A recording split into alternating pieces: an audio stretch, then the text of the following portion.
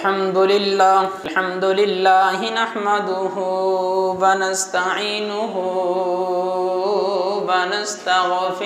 ونستغفره ونؤمن به ونتوكل عليه ونعوذ بالله من شرور أنفسنا ومن سيئات أعمالنا من يهده الله فلا مضل له ومن يضلله فلا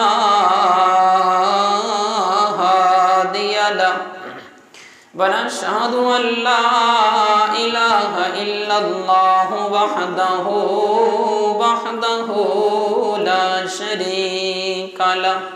ولا نظير له ولا وزير له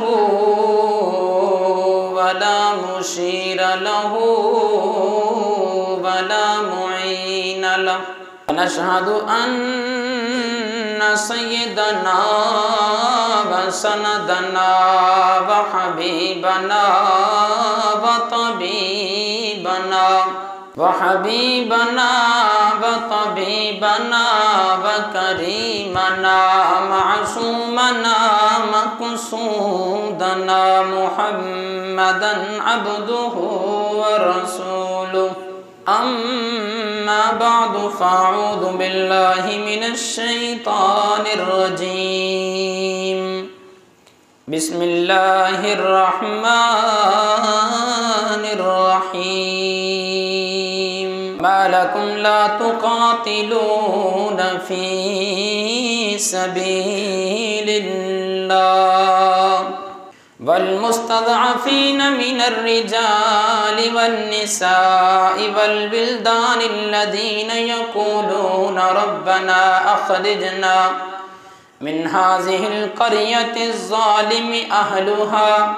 واجعل لنا من لدنك وليا واجعل لنا من لدنك نصيرا صدق الله وصدق رسوله النبي الكريم الأمين ونحن على ذلك لمن الشاهدين والشاكرين والحمد لله رب العالمين إن الله وملائكته يصلون على النبي يا أيها الذين آمنوا صلوا عليه وسلموا تسليما زبان خاموش نہ رہے الصلاة والسلام عليك يا سيدي يا رسول الله وعلى آلك وأصحابك يا سيدي يا حبيب الله الصلاة والسلام عليك يا سيدي يا رحمة للعالمين وعلى آلك وأصحابك يا سيدي يا خاتم النبيين سب نام تو سونا نام جد وچ دو میما سب نام تو سونا نام جد وچ دو میما اس نام نو لکھ سلام جد وچ دو میما اس نام نو لکھ سلام جد وچ دو میما نور محمد چمکدا آیا نور محمد چمکدا آیا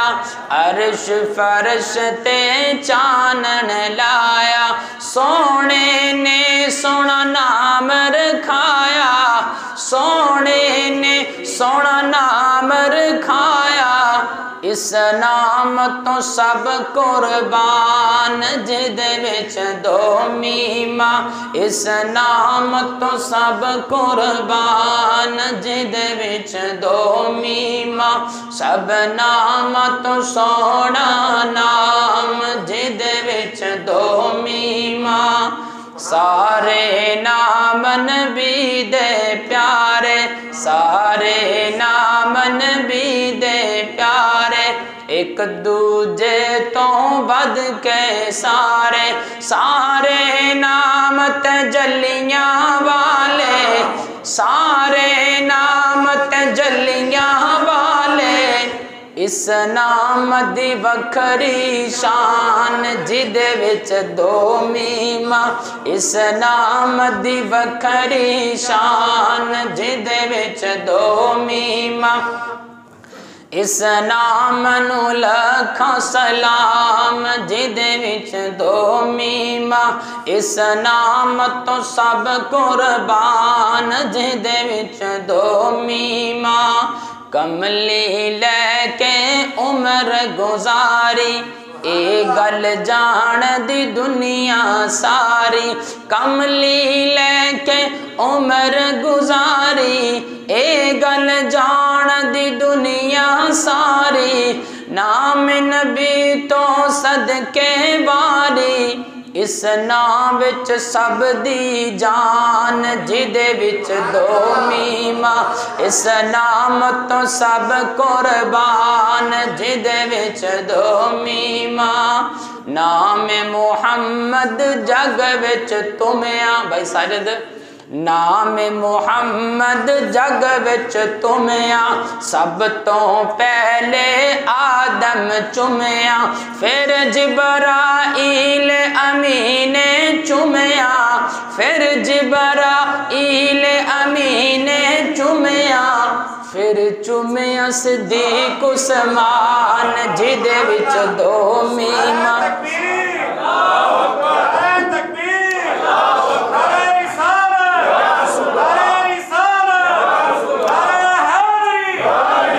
نام محمد جگ وچ تمیا، سب تو پہلے آدم چومیا، پھر جبرائیل امین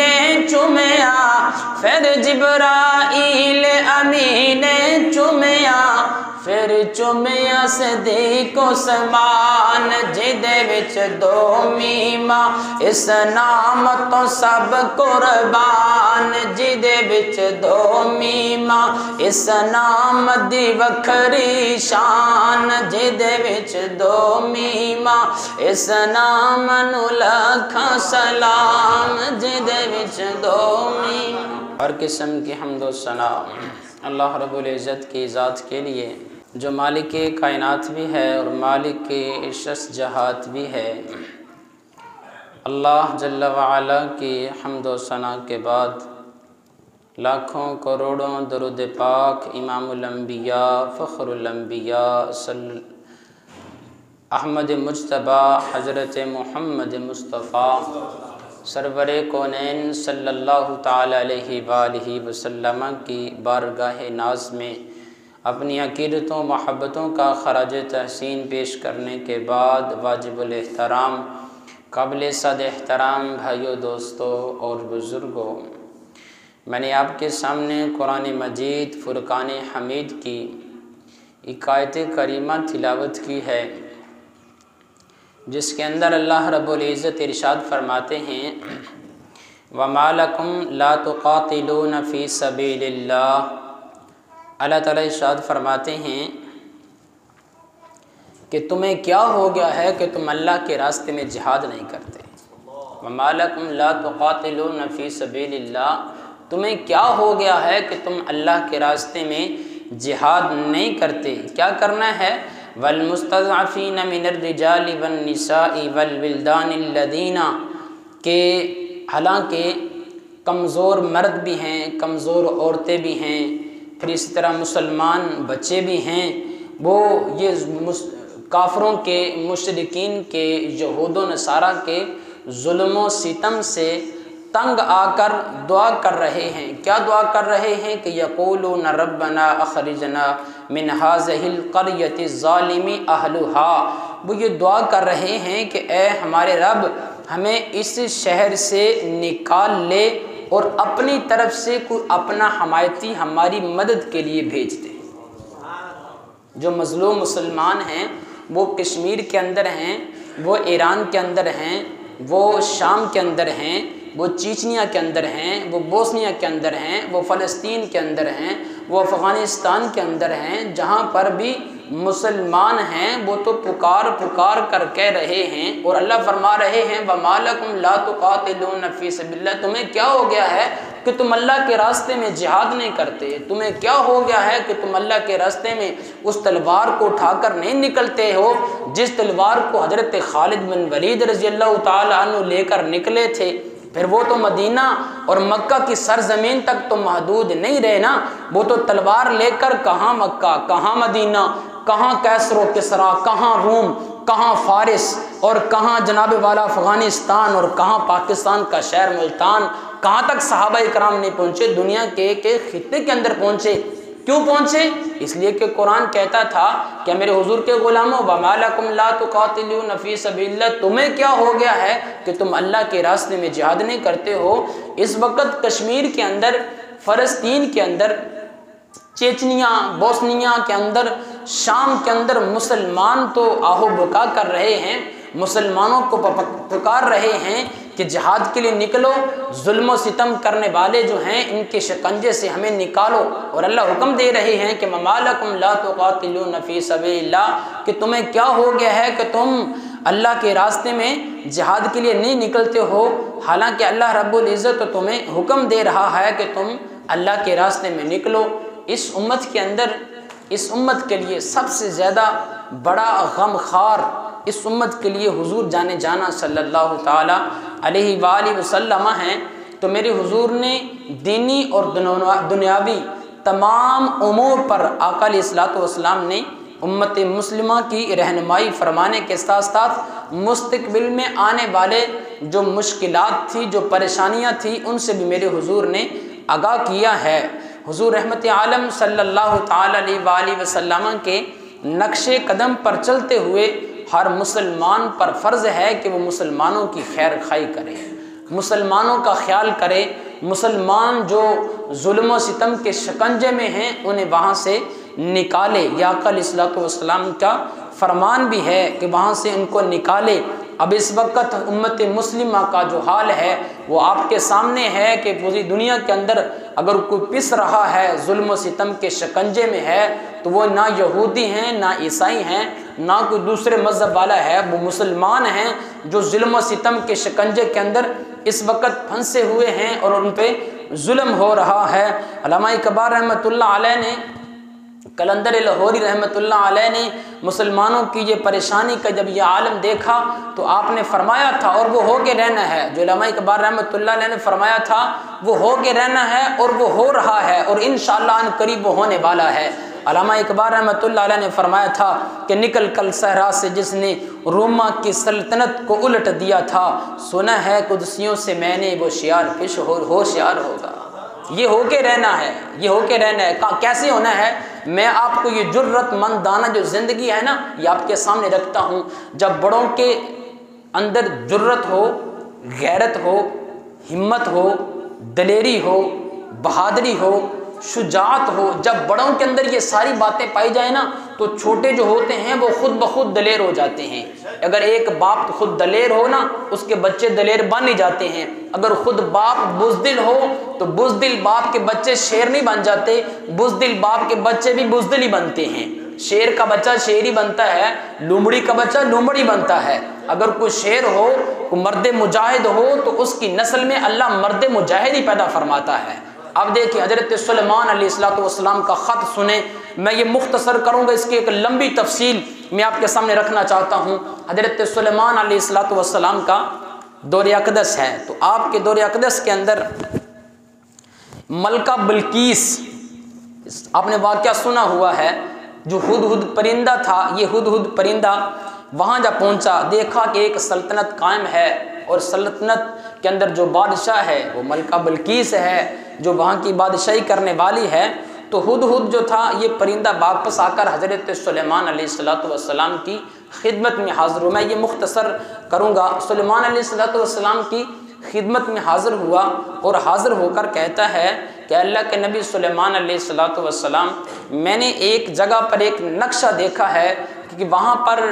لوگ بیٹھے ہوئے ہیں، مشرکین ہیں، کفار ہیں، اور ان پہ جو حکومت کرنے والی ہے وہ ملکہ بلقیس ہے، کوئی بہت بڑا تخت لگا ہوا ہے۔ تو حضرت سلیمان علیہ السلام نے ہدہد سے فرمایا کہ اچھا یہ بات ہے، تو میں پھر تمہیں آزماتا ہوں کہ تم سچ کہہ رہے ہو یا غلط کہہ رہے ہو۔ تو سلیمان علیہ السلام نے ایک خط لکھا۔ اب جرت دیکھیں اللہ کے نبی حضرت سلیمان علیہ السلام کی جرت دیکھیں، پھر چھوٹوں کے اندر جو جرت پیدا ہوئی اس کو بھی دیکھیں۔ حضرت سلیمان علیہ السلام نے ایک خط لکھا، اس خط سورۃ النمل کے اندر یہ 3 آیتیں موجود ہیں۔ آپ نے 2 آیتیں لکھی، انہ من سلیمان و انہ بسم اللہ الرحمن الرحیم اللہ تعلو علی واتونی مسلمین۔ یہ خط حضرت سلیمان علیہ السلام نے ملکہ بلقیس کے نام لکھا۔ اس میں کا ترجمہ سنیں، یعنی یہ خط سلیمان علیہ السلام کی طرف سے ہے، اور بسم اللہ کے بعد لکھا ہے کہ مجھ پر سرکشی اور زور آزمائی مت کرو، بلکہ گردن جھکا کر میری بارگاہ میں قبول کر کے حاضر ہو کر اسلام کو قبول کر لو۔ بس ایک ہی بات ہے، میری بارگاہ کے اندر حاضر ہو کر اسلام قبول کر لو۔ اب یہ خط واپس ان کے تخت پر پہنچا۔ جب تخت پر خط پہنچا تو ملکہ بلقیس کہنے لگی کہ یہ اتنا جرت مندانہ خط، اتنا جرت مندانہ خط کہ 2 ٹوک الفاظ میں یہ بات کر دی کہ گردن جھکا کر میری بارگاہ میں حاضر ہو جاؤ اور اسلام قبول کر لو، بس بات ختم ہے۔ اتنی سی بات کی ہے۔ اب ملکہ بلقیس خود پریشان اور حیران ہے، اور تمام اپنی پارلیمنٹ کو جمع کیا، تمام لوگوں کو جمع کر کے ان سے کہتی ہے پہلی بات تو یہ ہے کہ یہ خط، دروازے بند ہیں، یہ خط میرے تخت پر پہنچا کیسے؟ یہ بات میری سوچ سے بالا تر ہے۔ اور دوسری بات اس میں حیران کن یہ ہے کہ یہ خط اتنا مختصر ہے اور اتنا جامع ہے کہ اتنا مختصر، اتنا جامع خط آج تک میرے پاس نہیں آیا۔ یہ جو خط آیا ہے، ایک تو پہلی بات تو یہاں پہنچا کیسے، اور دوسری یہ لکھنے والے جن کا نام حضرت سلیمان علیہ السلام ہے، آپ ایسے کرو، مجھے مشورہ دو کیا کرنا چاہیے۔ اگر ہم زور آزمائی کریں گے تو وہ بادشاہ ہے، تو بادشاہ جب نکلتے ہیں تو پھر جس کے خلاف یہ نکل پڑتے ہیں ان کو ختم کر کے رکھ دیتے ہیں، اس لیے ہم نے زور آزمائی نہیں کرنی۔ میں سیاسی طور پر دینی اور دنیاوی لحاظ سے میں اس کو چیک کرنا چاہتی ہوں۔ اب ملکہ بلقیس نے کیا کیا، اپنے کچھ لوگ تیار کیے، ان کو تحفے تحائف بہت سالہ سونا چاندی مال و زر دے کر ان کو بھیجا کہ آپ ان کی بارگاہ میں جا کر یہ تحفے تحائف پیش کرو، سارا منظر دیکھ کے آؤ۔ اب ادھر سے اللہ کے نبی بھی حضرت سلیمان علیہ السلام تھے۔ اب حضرت سلیمان علیہ السلام نے حکم جاری کر دیا کہ ایسے کرو، جس راستے سے وہ آ رہے ہیں اس راستے پر اتنے میل کے فاصلے پر سڑک بنا دو۔ سڑک بنانے کس چیز سے ہے؟ 1 اینٹ سونے کی ہو اور 1 اینٹ چاندی کی ہو۔ 1 اینٹ سونے، وہ جو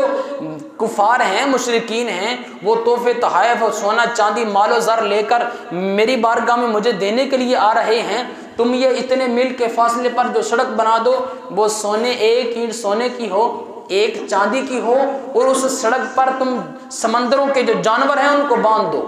جب وہ آئے، انہوں نے آ کر دیکھا ہم بڑے تحفے تحائف اور بڑے جمال اور بڑے کمال کے ساتھ آ رہے ہیں، ہم پیش کریں گے۔ جب اس سڑک کے پاس پہنچے، سڑک کو دیکھا، ہم تو سونا لے کے آ رہے ہیں، یہاں تو سڑکیں سونے اور چاندی کی بنی ہوئی ہیں، یہ کوئی معمولی شخصیت نہیں ہے، اور سمندری جانور یہاں پہ بندھے ہوئے ہیں۔ یہ سارا قافلہ واپس ملٹا، ملکہ بلقیس کی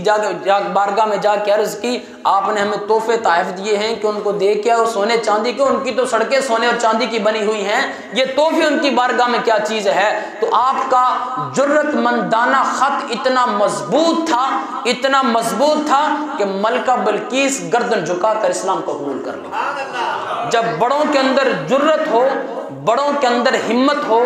بڑوں کے اندر دلیری ہو، تو پھر چھوٹے مضبوط ہو ہی جایا کرتے ہیں۔ تو اس کی مثال میں ایک اور دے دیتا ہوں۔ آقا علیہ السلام نے غزوہ خندق کو کھودا جا رہا تھا۔ جب غزوہ خندق کو کھودا جا رہا تھا تو اس وقت ایک بدبخت آگے بڑھتا ہے، آگے بڑھ کے کیا کہتا ہے، جسے دنیا آج عمر بن عبد ود کے نام سے جانتی ہے۔ یہ بدبخت آیا، غزوہ خندق کھودی جا رہی ہے۔ غزوہ خندق کے موقع پر یہ وہ شخص تھا جس کے بارے میں تاریخ کے اندر لکھا ہے 1000 گھڑ سوار ان کے مقابلے میں یہ اکیلا لڑا کرتا تھا۔ 1000 بندوں کے مقابلے میں یہ اکیلا، عمر بن عبد ود اکیلا ہی لڑا کرتا تھا۔ جب غزوہ خندق کھودی جا رہی تھی تو اس نے بھپرتے ہوئے छलांग लगाई और इधर आ गया और आके कहने लगा मुसलमानों मेरा मुकाबला करो, मैं तुम्हारे मुकाबले के लिए आया हूँ। हजरत सैयदना हैदर करार, अब मेरे हुजूर की जुर्रत देखें तो मेरे हुजूर के गुलाम हजरत अली की जुर्रत भी देखें। तो हजरत हैदर करार रजी अल्लाह ताला अन्हु मैदान में उतरे, अर्ज़ की या रसूल अल्लाह सल्लल्लाहु ताला अलैहि वसल्लम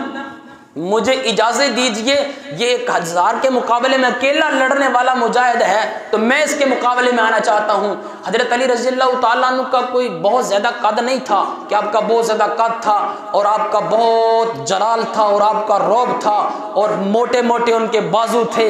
ऐसा हजरत अली रज़ी अल्लाह ताला अन्हु की सीरत में नहीं लिखा, बल्कि उनका 5.5 फीट कद था, पतली पतली टांगें थी, कमज़ोर और पतले दुबले से बदन वाले थे। हजरत हैदर करार अर्ज़ करते हैं या रसूलल्लाह मुझे इजाज़त दीजिए, मैं इसके मुकाबले में जाना चाहता हूँ। मेरे हुजूर ने इजाज़त दे दी। अब इजाज़त देते हुए मेरे हुजूर ने फरमाया अली ऐसे कैसे, ये तलवार, मेरे हुजूर के एक तलवार का नाम जुल्फ़कार था, मेरे हुजूर ने वो तलवार उठाई और हजरत अली रज़ी अल्लाह ताला अन्हु के हाथ में थमा दी। हाथ में थमाते हुए फरमाया अली जाओ इसका मुकाबला करो। लेकिन यहाँ पर रिवायत में ये भी है कि आका अलैहिस्सलातु वस्सलाम ने हजरत अली के सर पर इमामा शरीफ भी बांधा। वो इमामा शरीफ ब्लैक कलर का था, काले रंग का था, जो मेरे हुजूर ने हजरत अली रज़ी अल्लाह ताला अन्हु के सर पे बांधा। अब हजरत अली रज़ी अल्लाह ताला अन्हु बहादुरी से मुताल्लिक इशार पढ़ते हुए मैदान में तशरीफ़ लाए और फरमाने लगे कि या अमर इन्नका कुन्ता आहदतल्लाह ला यदऊका रजुलुम मिन कुरैशिन इला इहदा खल्लतैनि इला अखज़तहा मिनहु। ए अमर, तूने अल्लाह से एक वादा किया था कि कुरैश के 2 बंदों में से एक शख्स भी आकर मुझे ये कह देगा कि कुरैशी में दाखिल हो जाओ, इस्लाम में दाखिल हो जाओ, अल्लाह और उसके रसूल को मान लो, तो मैं इसको कबूल कर लूँगा। तूने अल्लाह से वादा किया था, ये वादा याद है? उसने कहा जी हाँ मैंने ये वादा किया था, मुझे वादा याद है। तो हजरत हैदर करार रज़ी अल्लाह ताला अन्हु फरमान लगे अगर आपको आपका वादा याद है तो फ़इन्नी अदऊका इलल्लाहि व इला रसूलिही व इलल इस्लामी, मैं तुझे दावत देता हूँ कि अल्लाह को भी मान ले, उसके रसूल मौजूद हैं उनको भी मान ले, और फरमाया कि व इलस सलाम, और इस्लाम को भी कबूल कर लो। ये 3 बातें आपके सामने हैं, अल्लाह और उसके हबीब को मान लो, इस्लाम कबूल कर लो, बस इतनी सी बात है। वो कहने लगा मुझे इनमें से किसी की भी ज़रूरत नहीं है, ना खुदा की ज़रूरत है, ना इस रसूल की ज़रूरत है माअज़ल्लाह, और ना ही मुझे इस्लाम की ज़रूरत है। ये 3 बातें उसने की, मुझे किसी की हाजत नहीं है, मुझे किसी की ज़रूरत नहीं है। जब उसने ये बात की तो हज़रत अली रज़ी अल्लाह ताला अन्हु सीना तान कर मैदान में उतरे, फरमान लगे अगर तुझे किसी चीज़ की ज़रूरत नहीं है तो फिर मेरे हुजूर का हुक्म यही है कि ये अली तुझसे मुकाबला करना चाहता है। उसने आगे से पता क्या कहा, आगे से अमर बिन अब्द बुद कहता है, कहने लगा लिमा या इब्न अखी फवल्लाहि मा उहिब्बु अन उक़्तुलका, ऐ भतीजे क्यों मुकाबला चाहते हो,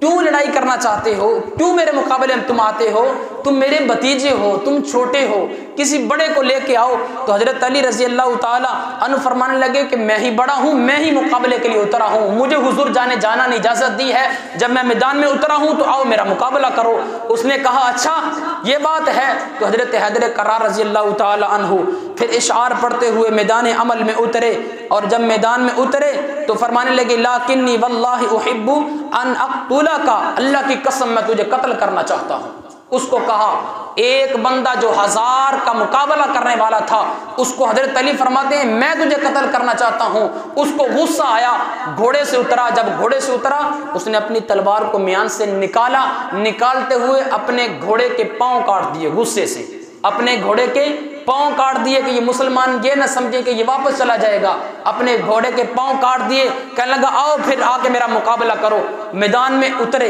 हजरत हैदर करार भी उतरे, उस बदबख्त ने तलवार चलाई, तलवार को हजरत अली ने ढाल से रोका, वो ढाल को चीरती हुई हजरत अली के सर में आके लगी, हजरत अली के जख्म सर के अंदर हुआ, लेकिन अब दूसरा वार हजरत हैदर करार का था। इधर बिजली की तरह तलवार चमकती है, तलवार उठती है, जब तलवार उठती है मेरे हुजूर फरमाते हैं अली ने जब तलवार को बुलंद किया, मैंने उस तलवार को बुलंद होते हुए देखा, लेकिन दूसरी मर्तबा جب میں نے دوبارہ نظر اٹھائی تو میں نے دیکھا گرد و غبار اٹھ رہا تھا، لیکن وہاں سے نعرہ تکبیر کی آواز کو میں نے سنا ہے۔ جب نعرہ تکبیر کی آواز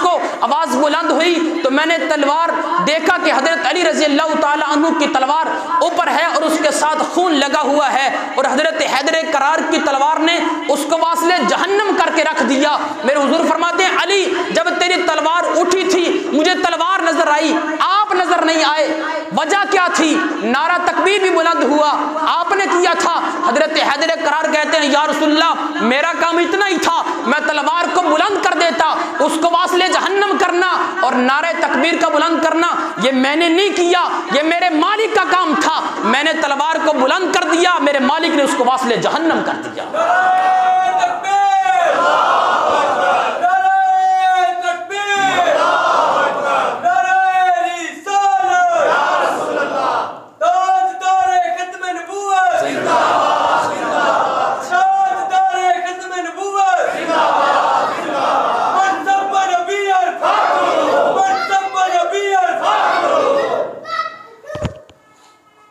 حضرت حیدر کرار رضی اللہ تعالی عنہ آپ سے میرے حضور نے فرمایا کہ علی نعرہ تکبیر تو نے بلند کیا تھا؟ نہیں یا رسول اللہ نعرہ تکبیر تو میں نے بلند نہیں کیا۔ میرے حضور مسکرائے فرمایا علی نعرہ تکبیر تو نے بلند نہیں کیا، اللہ کے فرشتے نے بلند کیا تھا۔ جب بڑوں کے اندر جرت ہو تو پھر چھوٹوں کے اندر بھی جرت پیدا ہو جایا کرتی ہے۔ غزوہ بدر کا مارکا پیش آیا، اب یہ دوسری مثال بھی سن لیں، غزوہ بدر کا مارکا پیش آیا۔ جب غزوہ بدر کا مارکا پیش آیا تو جب میدان لگا تو سب سے پہلے جو میدان عمل کے اندر اترے تھے وہ بھی حضرت علی کرم اللہ وجہ الکریم رضی اللہ تعالیٰ عنہ تھے۔ جب بڑوں کے اندر جرت ہو تو چھوٹوں میں بھی پیدا ہو جاتی ہے۔ غزوہ بدر کا جب مارکا پیش آیا تو اس امت کا جو فرعون ابو جہل تھا نا اس کو قتل کرنے کے لیے اللہ پاک نے بہت بڑے بڑے لوگوں کو نہیں بھیجا، ایک چھوٹے چھوٹے دو بچے ہیں، ایک کو دنیا معاذ کے نام سے جانتی ہے، دوسرے کو دنیا معوذ کے نام سے جانتی ہے، انہوں نے اس کو واصل جہنم کر دیا۔ اب میرا اللہ رب العزت جو ہے جب بڑوں کے اندر جرت ہو، بڑوں کے اندر غیرت ہو، بڑوں کے اندر ہمت دلیری اور شجاعت اور بہادری ہو تو پھر چھوٹوں کے اندر بھی پیدا ہو جایا کرتی ہے۔ جب بڑوں کے اندر ہی دم خم نہ ہو تو پھر چھوٹے بزدلی بنا کرتے ہیں۔ اس وقت اسلامی ممالک 56 یا 57 اسلامی ممالک ہیں، یہ تیسری مرتبہ قرآن پاک کی بے حرمتی ہو گئی، پہلے سویڈن کے اندر، پھر ہالینڈ کے اندر، پھر ڈنمارک کے اندر، یہ تیسری دفعہ قرآن پاک کی بے حرمتی ہو گئی ہے۔ اور چاہیے تو یہ تھا کہ مسلمان اسلامی ممالک کے جتنے بھی مسلمان اور نمائندے ہیں وہ میدان عمل میں نکلتے اور بتاتے کہ ہمیں کمزور مت سمجھو، ہم تھوڑے ہیں تم زیادہ ہو، ہم کمزور ہیں ہمیں کمزور مت سمجھو، ہم حضرت عمر فاروق رضی اللہ تعالی عنہ کی تلوار ہیں۔ میدان میں نکلتے اعلان کرتے ہم حضرت خالد بن ولید کی جلغار ہیں، میدان میں نکلتے اعلان کرتے ہم حضرت سلطان صلاح الدین ایوبی رحمت اللہ علیہ کی جلغار ہیں، میدان میں نکلتے اعلان کرتے ہم محمود غزنوی کی تلوار ہیں، اور میدان میں نکل کر بتاتے تم ہمیں کمزور سمجھتے ہو ہم محمد بن قاسم کی جلغار ہیں۔ میدان میں عمل کر کے ایک اعلان کر دیتے یہ ہم نے جو گھوڑے رکھے ہوئے ہیں نا، ایک گھوڑے کا نام خالد بن ولید ہے، ایک کا نام خالد ہے، ایک کا نام غوری ہے، یہ جو ہم نے ٹینک رکھے ہوئے ہیں، یہ میزائل رکھے ہوئے ہیں، یہ یاد رکھنا اپنی حفاظت کے لیے نہیں رکھے، ہم نے دین اسلام کی حفاظت کے لیے رکھے ہوئے ہیں۔ ایک بار اعلان کر دیا جاتا، اللہ کی قسمیں یہ جو بار بار قرآن پاک کی بے حرمتی ہوتی ہے، کبھی آقا علیہ الصلوۃ والسلام کی عزت پہ یہ انگلیاں اٹھاتے ہیں، اگر پہلی بار ہی مسلمان میدان عمل میں نکل کر ایک بار صرف اعلان، میں کہتا ہوں نہ چلائیں، ایک بار اعلان کر دیں، پوری دنیا کے اندر کسی کو جرت نہ ہو کہ قرآن پاک کی بے حرمتی کرے یا آقا علیہ الصلوۃ والسلام کی ذات اقدس پر کوئی انگلی اٹھائے، صرف ایک بار اعلان کرنے کی جرت ہے۔ آقا علیہ الصلوۃ والسلام کی جرت دیکھیں، حضرت علی کرم اللہ وجہ الکریم رضی اللہ تعالی عنہ آپ فرماتے ہیں کہ لہو ہمت لا منتہا لکبائرہا وہمتہ الصغری اجل من الدہر۔ آپ فرماتے ہیں کہ میرے حضور کی جو بڑی بڑی ہمتیں ہیں نا ان کا تو کچھ اندازہ ہی نہیں ہے، لیکن سب سے کم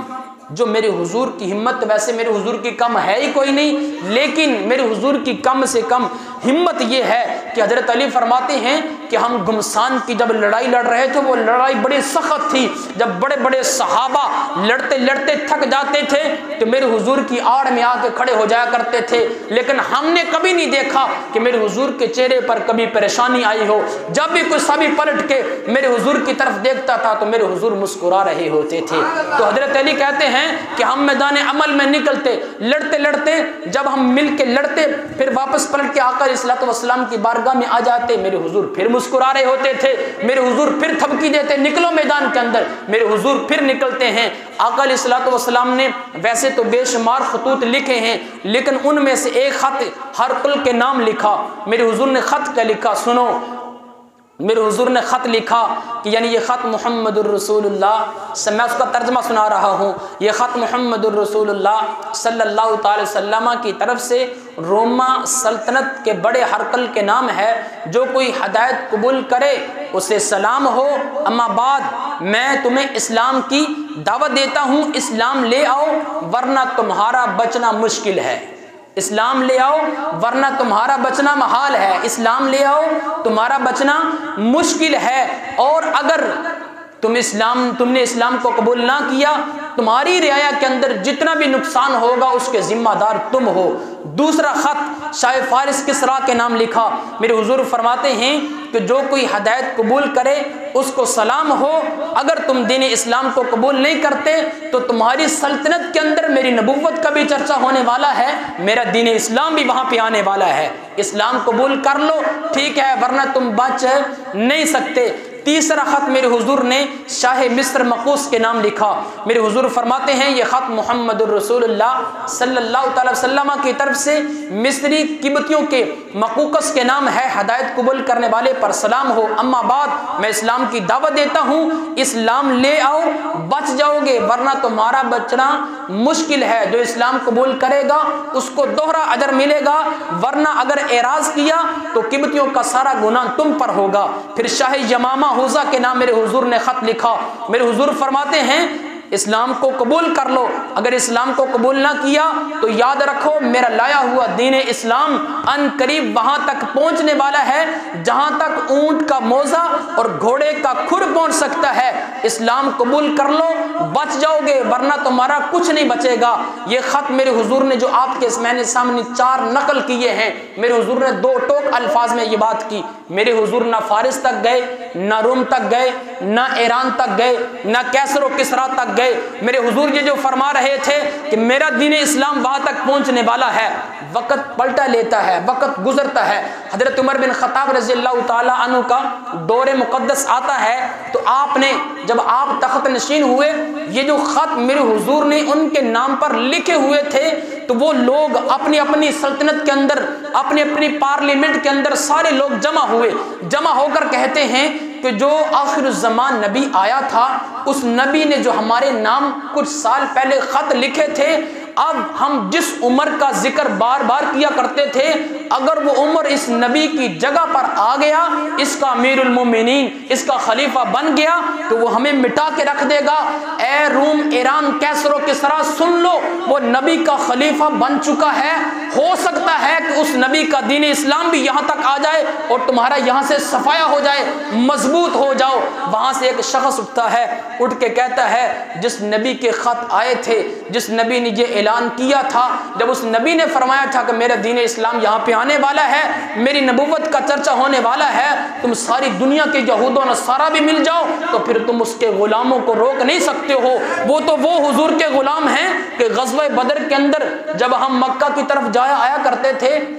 تو ہمیں مکہ سے آنے والوں نے بتایا ہے کہ وہ 300 کا قافلہ تھا، 300 کا قافلہ 1000 کے لشکر پر بھاری ہوا، وہ تلوار چلاتے نہیں تھے، تلوار کو جو بلند کرتے تھے ہماری گردنوں کو اڑا دیا کرتے تھے۔ وہ تو وہ ہیں جو 313 آئے تھے اور ہمارا انہوں نے کچھ نہیں چھوڑا، تم ان کا مقابلہ کرنا چاہتے ہو ان کے سامنے لیٹ جاؤ ورنہ تمہیں ختم کر کے رکھ دیں گے۔ حضرت عمر بن خطاب رضی اللہ تعالی عنہ کے بارے میں کہا کرتے تھے کہ جو خلیفہ بنا ہے اس کا رنگ گندمی ہے اور اس کی آنکھیں موٹی موٹی اور سیاہ آنکھیں ہیں، جس راستے سے گزرتا ہے اس کے نبی فرما کے گئے ہیں کہ اس راستے سے شیطان نہیں گزرتا۔ حضرت عمر فاروق رضی اللہ تعالی عنہ فرمانے لگے کہ جاؤ میرے حضور کے غلاموں، اب ہم نے امن سے، راحت سے، سکون سے بیٹھے نہیں رہنا کہ بس میرے حضور کا اسلام پھیل رہا ہے، دعوت دیتے رہو، امن کی بات کرو، اخلاق کی بات کرو، پیار کی بات کرو، آرام کی بات کرو، سکون سے بیٹھے رہو، حضور کا اسلام پھیل رہا۔ جب میرے حضور فرما گئے ہیں کہ دین اسلام پھیلے گا اور وہاں تک بھی میری نبوت کا چرچا ہوگا تو پھر ہوگا، آرام سے بیٹھ جاؤ۔ صحابہ بیٹھے نہیں، حضرت عمر فاروق رضی اللہ تعالی عنہ نے لشکر کو ترتیب دیا، حضرت ابو عبیدہ بن جراح رضی اللہ تعالی عنہ اس کو لشکر کا امیر بنایا۔ امیر بنانے کے بعد فرمایا کہ چلے جاؤ، ان قریب میں دیکھ رہا ہوں۔ میرے حضرت عمر فاروق فرماتے، آج تو لوگ کہتے ہیں نا کہ میرے حضور کو پتہ نہیں، لیکن میرے حضور کیا، حضرت عمر بن خطاب کیا فرما رہے ہیں، میں دیکھ رہا ہوں کہ اللہ پاک یہ سارے علاقے تم جا رہے ہو، یہ سارے علاقے فتح ہوں گے، وہاں کی جو سلطنتیں ہیں وہ تمہارے قدموں کے اندر ڈھیر ہو جائیں گی۔ پھر یہ قافلہ وہاں سے نکلتا ہے، روم، ایران، کیسر و کسرا کے اندر یہ صحابہ کرام کا لشکر وہاں پہ پہنچتا ہے۔ صحابہ چلتے چلے گئے، اللہ کا قرآن پڑھتے چلے گئے، اور جس علاقے سے بھی تلوار کو میان سے نکال کر جن کے ساتھ بھی جنگ لڑتے گئے، وہاں سے یہود و نصارہ کا صفایا کرتے چلے گئے۔ آج بھی امت مسلمہ کے لیے ایک ہی اعلان ہے، میں کہتا ہوں گھوڑوں کو نکالو، میدان میں لاؤ، میدان میں لا کر اعلان کر دو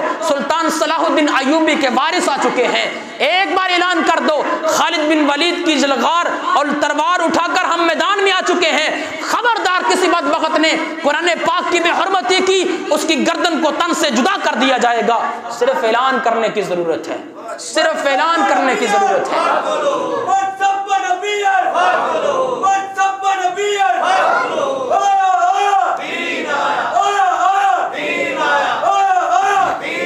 میدان میں صرف نکلنے کی ضرورت ہے۔ ہمیں جو کہا جاتا ہے نا جی امن کی بات کرو، اخلاق کی بات کرو، کچھ لوگوں کے ذہنوں کے اندر یہ بات سوار ہے کہ وہ کہہ دیتے ہیں اسلام تلوار سے پھیلا ہے یا اخلاق سے پھیلا ہے، اسلام تلوار سے پھیلا ہے یا اخلاق سے پھیلا ہے۔ یہ سب سے پہلے یہ جو سازش تھی نا، یہ انگریزوں نے حضرت سلطان صلاح الدین ایوبی رحمۃ اللہ علیہ کے خلاف کی تھی۔ انہوں نے ایک دارالافتاء کی طرف سے اپنی طرف سے ایک فتویٰ جاری کر کے حضرت سلطان صلاح الدین ایوبی رحمۃ اللہ علیہ سے کہہ دیا تھا کہ دیکھو تمہارے یہ دارالافتاء کے اندر سے یہ تحریر آئی ہے اور تم جہاد کے لیے نکلے ہوئے ہو، لہذا تم پیچھے ہٹ جاؤ، اس جلغار سے اس تلوار کو چھوڑ دو، پیچھے ہٹ جاؤ۔ اس وقت بھی کچھ لوگوں نے انگریزوں کی سازش کے مطابق کہا کہ اسلام تلوار سے پھیلا ہے یا اخلاق سے پھیلا ہے، امن سے پھیلا ہے۔ حضرت سلطان صلاح الدین ایوبی رحمۃ اللہ علیہ فرمانے لگے مجھے نہیں پتا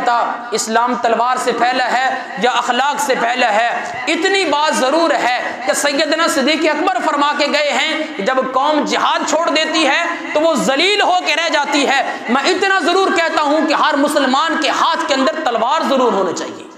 کیونکہ ہم جس نبی کا کلمہ پڑھتے ہیں اس نبی کو نبی الملاحم بھی کہا جاتا ہے۔ آج بھی گنبد خضرا پہ جا کے دیکھو نبی الملاحم لکھا ہوا ہے، تلواروں والا نبی، تلواروں والا نبی۔ جب میرے حضور دنیا سے گئے تو میرے حضور کے حجر مبارک کے اندر 7 تلواریں لٹکی ہوئی تھی اور کچھ نہیں تھا،